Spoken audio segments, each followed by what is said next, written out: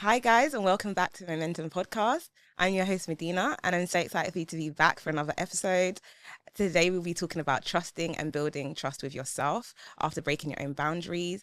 And I know all too well about breaking my own boundaries and trust building. And yeah, I just wanted to go into a quick narrative and talk to you guys about like experiences I've had. And so, to begin with, I have struggled with setting boundaries in the past with myself. And that has come about through me, I guess, having had a lot of responsibility as a young child and as eldest daughter. I feel like once you are placed with all this responsibility, you are set up to be the decision maker. You're set up to be the person that you, is always going to, like, someone's always going to you, sorry, to make the decisions, to know what to say, to know what to do all times. And I feel like I carry that throughout my life now, my adult life. And so, like, examples, as a young girl, I would make decisions about where we're putting our money, like in the household, or like what we're having for dinner on a consistent basis, or like just where, my brother should go school wise, like after they've finished primary school, it's like what secondary school they should go to. All these like responsibilities led me to be like in control. And so in my adult life, when like I'm now typically being like looked after, or I don't have to have as much control, I've struggled, and like my control being challenged has meant that I've really been like, it's made me feel under attack. It's made me feel like if I don't know the answer, if I don't know what the outcome can be, I feel out of control, which makes me feel like you know better. And I know I should be less prideful, and I should not take it as an attack, but more like guidance. My brain didn't compute that. It just computed that they knew better, and that means they are trying to take control over me. Literally, control was like my biggest crutch. And when someone challenged my control, especially in my relationship where he's a man, he kind of knows certain things more than I do. And because I've accepted that we have gender roles, I've accepted that you kind of are like the guidance system here, the one that makes the decisions. And I did that with my words, but I didn't do that with my actions. And so when he would make decisions, I'd always question it, triple check it. And it's not that he was making the wrong decisions, it was just because it wasn't my decision. And because it's not that he didn't even give me autonomy and be like, oh, babe, do you think we should do this? Do you think we should do that? It wasn't that he didn't give me that. It was just the fact that I didn't come up with it. And it sounds very like, but now you're being taken care of. Why wouldn't you just allow him to take care of you? And if you've already accepted the gender roles, why wouldn't you just, run with that? But I think I had a hard time transitioning to being so responsible for everyone else and everything else, that when someone's looking after me, I just didn't trust it. And it made me reflect on the fact that I didn't actually have trust with my own self, because all these decisions being made, they were confirmed by other people in my, young adult life. They were all confirmed, not even my young adult life, my childhood, they were all confirmed by other people being pleased. But it was like my voice I didn't really have a sense of self or a sense of my own voice, because it was always like, yeah, you know better, you tend to. So I assumed that I did, but actually when it was challenged by someone else, I didn't actually know. And so the first thing that led me to let go of that control, so that I can, first of all, accept that someone might know something better and release myself from the reins of knowing everything anyway when I don't, was humility. Humility was a big thing in my relationships. I think I find it easy in friendships to be like, I'm sorry, I'm my bad, like I did this wrong. And like, but I found that in my relationship, it was like, it was just harder, because the dynamics was no longer, I don't want to say not equal playing fields, but I accepted that he was older than me. He had more life experience, more relationship experience. He was wiser in a lot more areas than me. I knew that like head knowledge, but I think my heart was having a struggle and a battle with accepting that like he actually knows it and you don't, and like it's okay that you don't. But I really struggled with that. So the first thing was just being humble within myself and saying, Medina, you know what? You actually don't know this stuff. And like, as bad as you want to be like, yeah, I know this. Yeah, I've got this. I do this. Like, I know, as bad as you want to be like that, you don't. And it's okay. I just want to hold anyone. It's okay that you don't know it. It's actually okay. So yeah, it was just about me being humble enough to say I don't know it within myself first, And then I can address it to whoever, whether it's friendships, family, and being like, or relationships, and being like, you know what, I actually don't know this. And yeah, I'm accepting of that.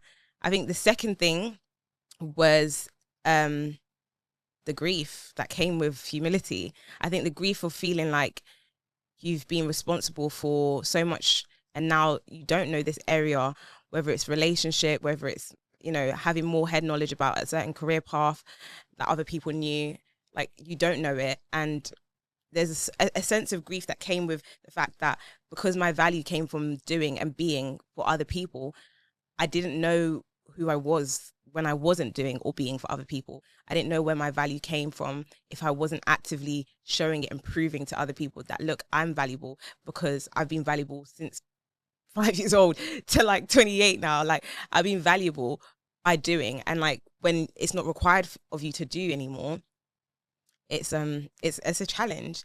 So yeah, I had to grieve that process of just not doing anymore.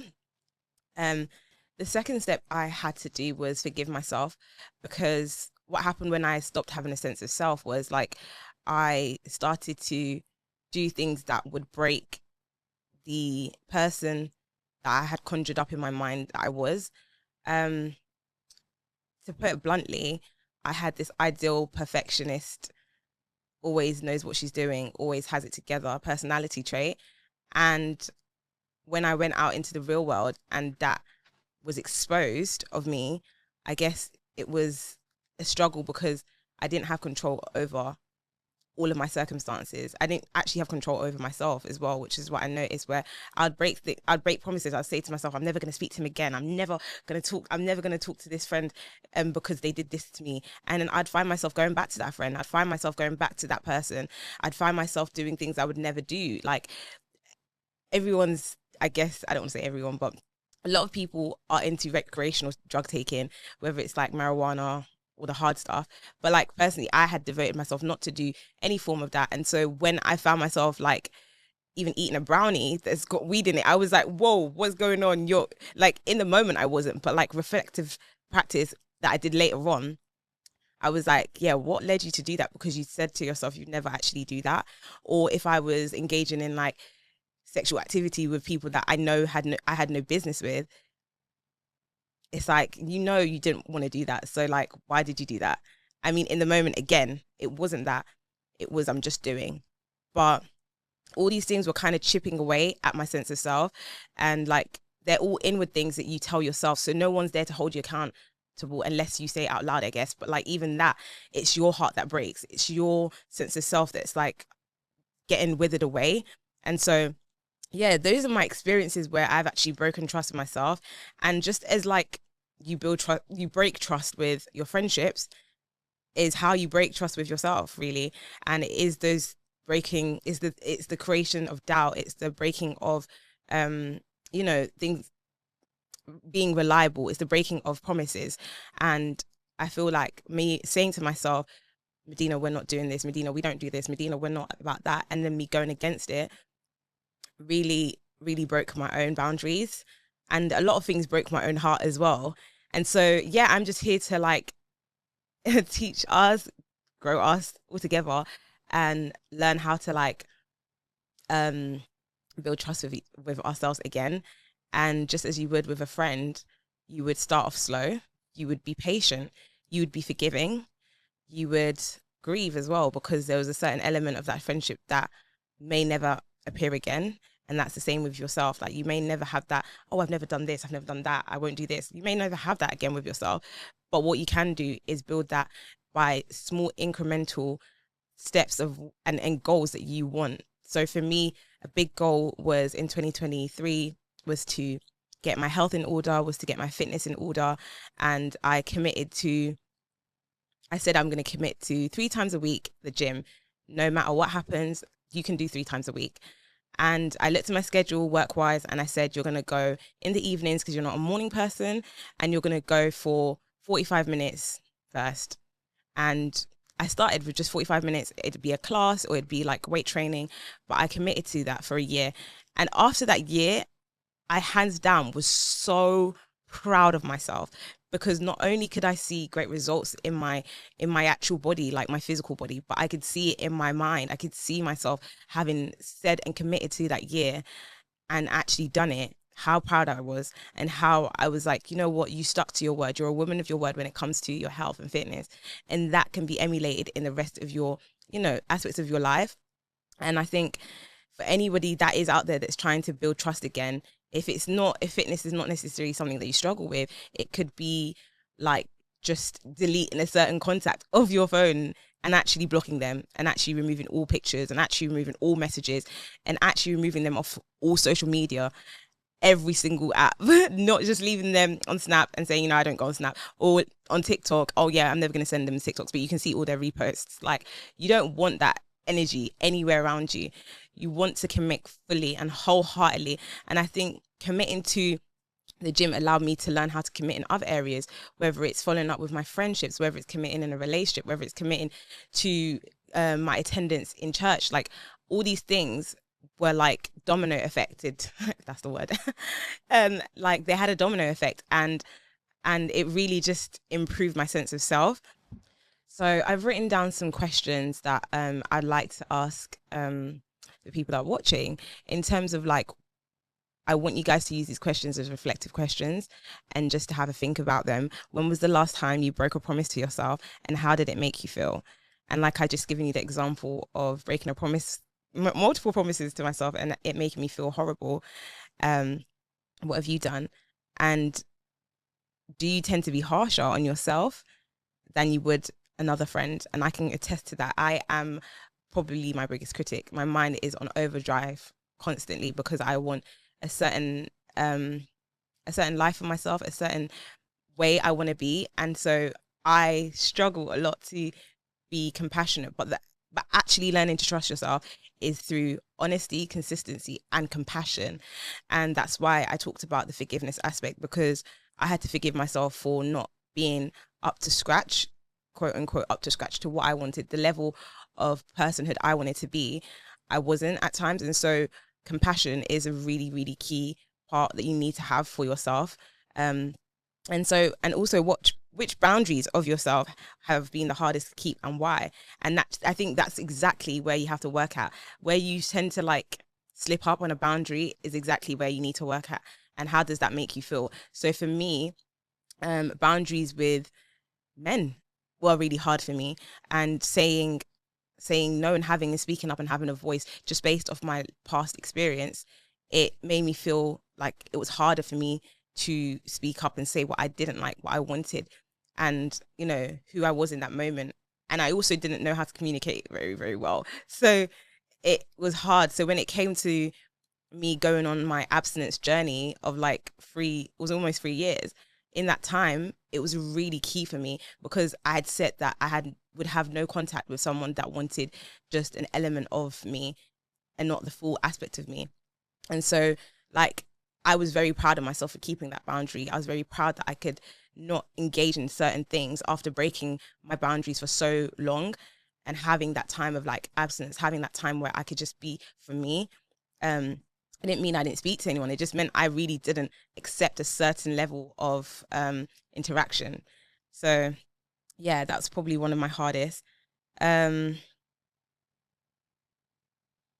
Another thing, what I just spoke about, what small practices can you do for yourself right now that would help? And I spoke about my gym. It doesn't have to be a year. It can be 3 months. It can be 2 months. It can be a consecutive 1 month of doing it.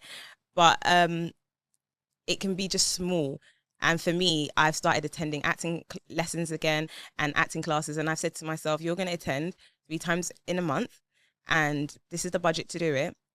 And you're going to continue doing your podcast episodes as well, and this is the budget to do it. And I think those small little things will continually build trust with myself. And I want to know what you are going to do regarding your small goals, and like how you're going to build trust with yourself as well. Because I've been on that journey, it's actually positively affected my relationships romantically wise, because I'm able to say to myself, look, you're consistent here and you keep your word here. So that needs to now be reflective here as well. And it naturally does, just as if when you're not consistent, it naturally does. Like when you're not consistent, when you're not reliable, when you're not someone that, you know, is a confidant, when you aren't a compassionate person, when you're not empathetic, it really translates to your other relationships.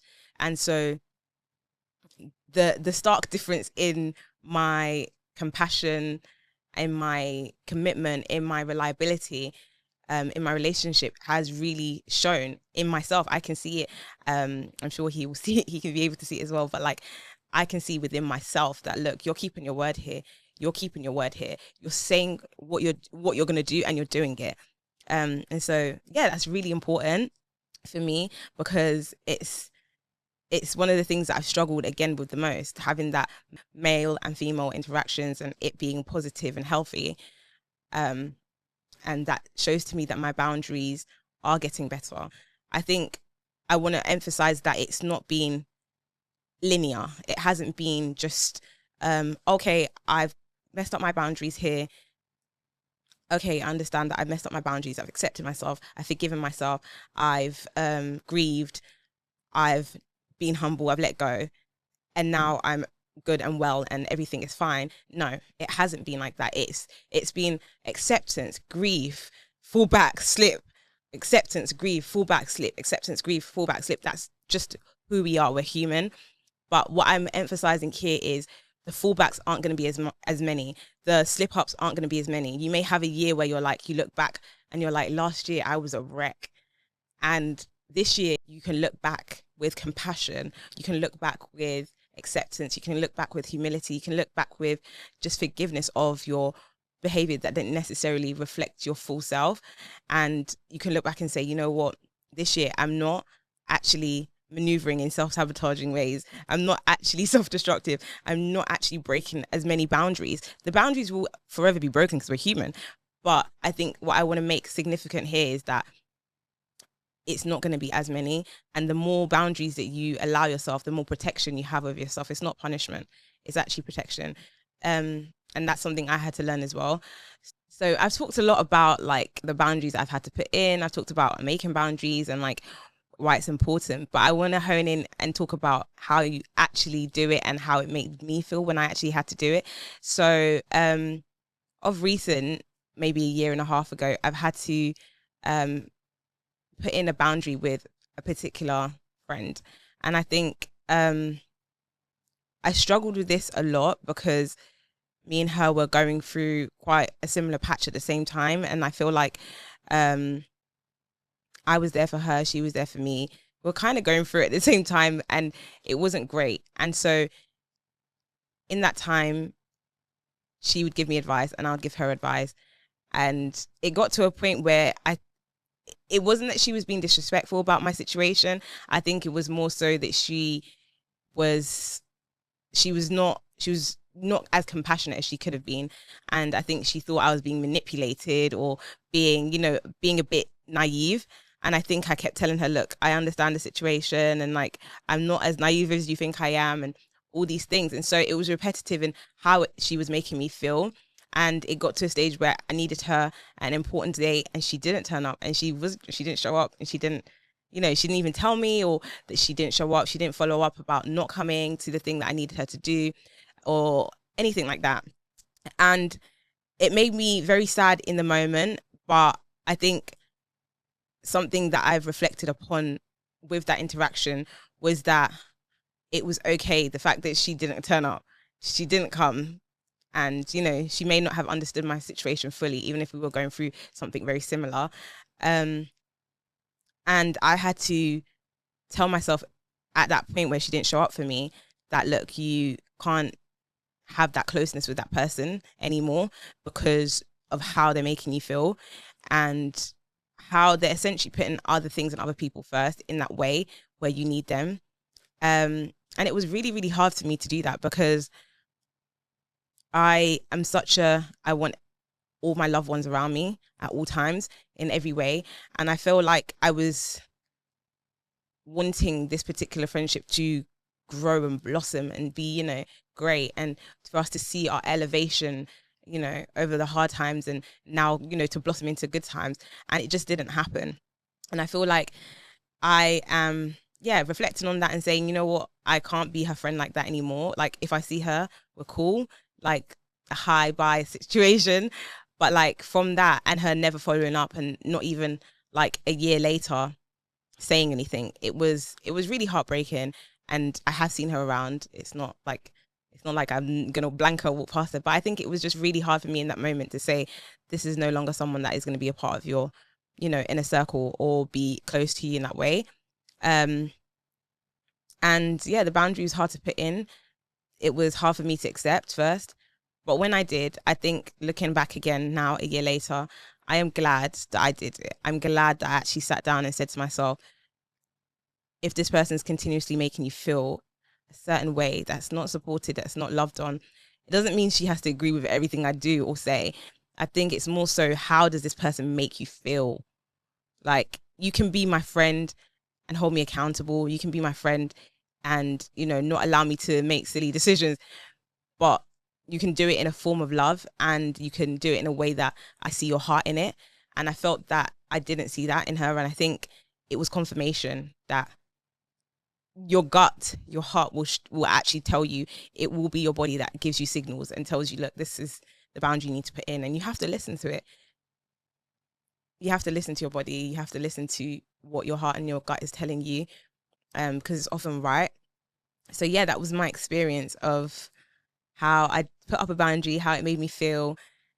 And sometimes you need to, like, I also want to note that putting up the boundaries immediately doesn't mean that later down the line you're not going to overthink the boundary and want to double down and go back on it. No, it will be like that, because I felt that it wasn't just a year of me saying, oh, I feel no way now this person's gone. It was, I feel away, I feel away, I feel away, I feel away. I feel away for several months actually. But like, I think it's more so that commitment, that initial commitment you say to yourself, and you don't go past it. And if you do break it again, you recommit. You recommit to what you need to do for yourself, to make yourself a priority, to make yourself as, as happy as possible. And so, yeah, I think committing back to yourself, even if you break it, is the most important thing, because then you can accept that, okay, I did go back on myself, but I'm going to move forward. And a year, maybe a few months of that, you will be able to say and look back and be like, you know what, I'm so glad I actually stuck with it. I'm so glad I didn't let my feelings dictate 100% of my actions. Because yeah, like I said, you might feel like you want to go back to the same situation, the same person, the same places, but it will be worthwhile you just taking that step and committing to it.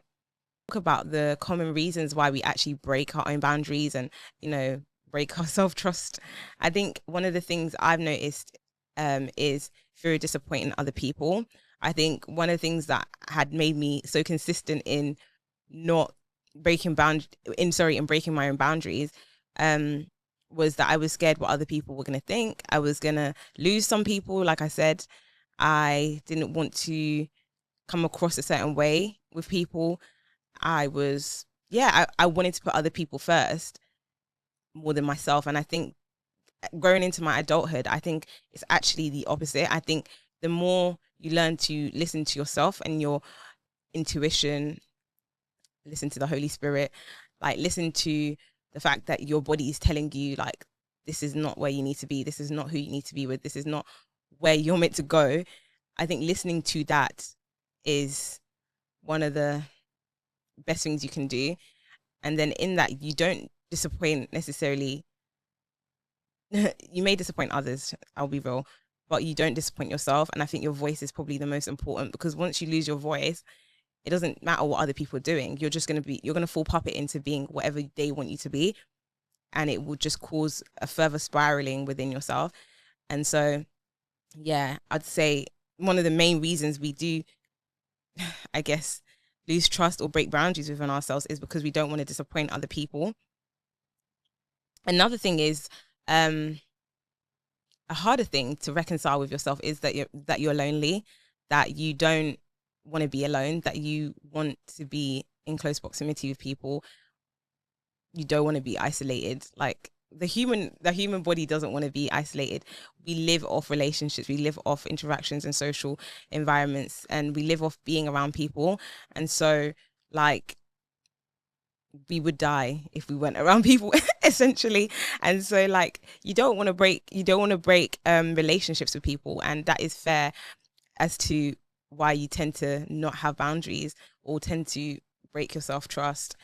But I think it's important to reconcile that, like, the people that are meant to be around you won't you won't have to break your self-trust, you won't have to break your boundaries, because you will build a relationship that's built on honesty, respect, compassion with one another, and communication. And so it won't enable you to just have to always break your self-trust, always break your boundaries, because you're going to communicate well, you're going to be compassionate towards each other, you're going to give each other grace a lot of the times. Like I said right at the beginning, old coping mechanisms from childhood are a lot of the reasons why people don't put up boundaries with themselves and don't have self-trust. And like I gave you the narrative about me being the older sister and having all these responsibilities, those patterns aren't easily shed. Like, you have to do groundwork. And I've always talked about therapy. I've always talked about, even if you can't afford therapy, we've got AI now. ChatGPT is your best friend.